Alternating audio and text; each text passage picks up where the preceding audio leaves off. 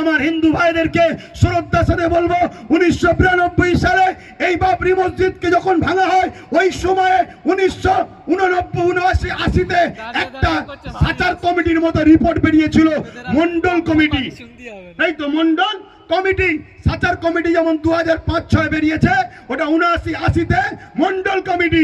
সেই কমিটিটার রিপোর্ট যারা করেছে তারা বলছে হিন্দু সমাজের একটা বড় অংশ রুজি রুটিতে, অর্থনীতিতে একদম ধ্বংসের দিকে। তাই হিন্দু সমাজকে বাঁচাবার জন্য, এই গরিব মানুষগুলোকে বাঁচাবার জন্য 27% সংরক্ষণের ব্যবস্থা করা হয়েছিল।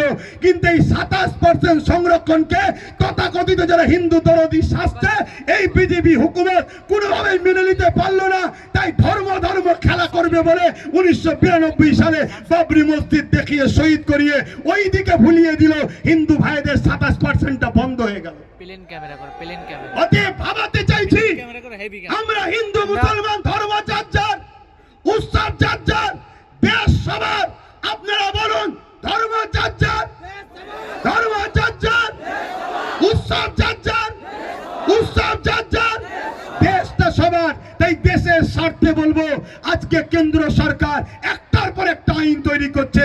কৃষকদের বিরুদ্ধে কালা কানুন তৈরি করেছিল। কৃষক বন্ধুরাকে, হিন্দুকে, খ্রিস্টানকে, দলিতকে, পাঞ্জাবি দেখেনি, তারা কৃষক একসাথে আন্দোলন করেছে। কেন্দ্র সরকার তার আইনকে প্রত্যাখ্যান করতে বাধ্য হয়েছে।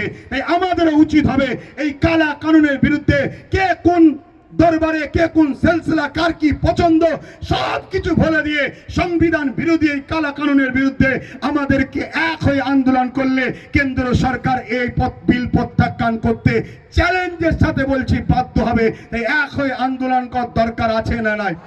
জনগণ আন্দোলনের দরকার আছে না নাই? কিন্তু তাদের সঙ্গে আন্দোলন নয়।